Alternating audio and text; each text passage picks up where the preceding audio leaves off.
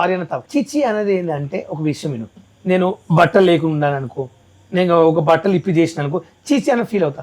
నేను బట్టలు వేసుకుని ఒక మనిషి చిచి ఎలా అన్నావు? నువ్వు నిజం చెప్పండి, నేను హెయిర్ ఉంది తెల్ల ఉన్నా, నువ్వు కర్రే ఉన్నావు, నిజం చెప్పండి నేను ఎవరు చేసుకున్నా వేస్ట్ గారు పెద్ద అని తిట్టాను. సారీ అన్న తప్పైందా నేను అన్న. ఏ మనిషి అని ఎప్పుడు మనం తక్కువ వేసి ఏ మనిషి చీప్ గా చూడొద్దు సమాజం. నాకు కోరిక అదే. ఇప్పుడు చీ అంటే అర్థం ఏంటి?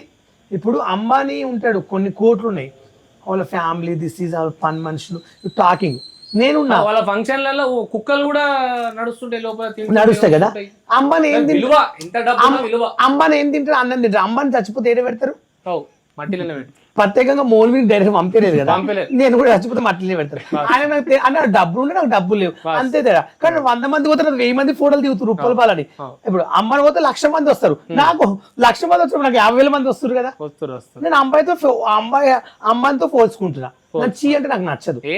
నీకు అందం ఉంటే, నీ బాడీ ఉంటే, నీకు పెద్ద టచ్చర్ ఉంటే చూపించుకోరా ఆయన, నాకెందుకు? నువ్వు అమ్మాయిని ఏ రేటు తోపుగా నాకెందుకు? నువ్వు ఎవరు రూపాయి పెట్టావు, నేను